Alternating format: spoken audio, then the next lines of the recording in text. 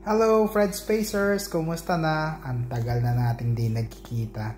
But nevertheless, eto na. Magta-try uli ako mag-share sa inyo ng mga kaalaman bilang ako si Teacher Fred. So, eto nga. Nakapanood ako ng isang short, I think kung hindi ako nagkakamali, YouTube short siya o kaya FB Reels, no? Ng isang respected din na language teacher. I think teacher siya kasi ang content niya is language, no? So, ang sabi niya, ano nga ba daw talaga ang exact meaning na word na sayang sa English? Tapos sabi niya, which is tama naman yun, and I totally agree, that the exact translation is what a waste or what a pity. Kasi nga, 'di ba? Sayang or sayang naman, 'di ba?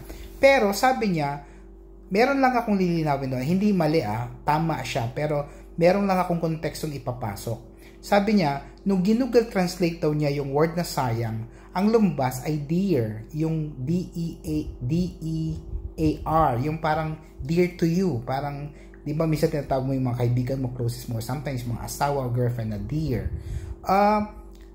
Siguro, in Filipino language, hindi siya tama. Pero alam nyo ba, bahasa Indonesia language, ang sayang ay dear nga talaga sa English. Kasi ang sayang sa bahasa Indonesia ay dalawang bagay. Either yung katulad ng sayang sa atin, which is what a waste or what a pity, or sayang as in dear. Kasi in fact, yung mga asawa nila minsan o yung mga anak nila, they call them sayang or dear or mahal. No? So, dun sa kontekstong yon, tama yung dear, tama yung sayang na pag ginugol translate mo into English, ang lumalabas dear. Pero syempre, ang mali lang doon ay hindi sa Filipino language, kundi sa bahasa Indonesia. Okay? So, now you know, dalawa sa bahasa Indonesia, dalawang ibig sabihin ng sayang. No? Okay, thank you very much and I'll see you again. Let's keep and spreading.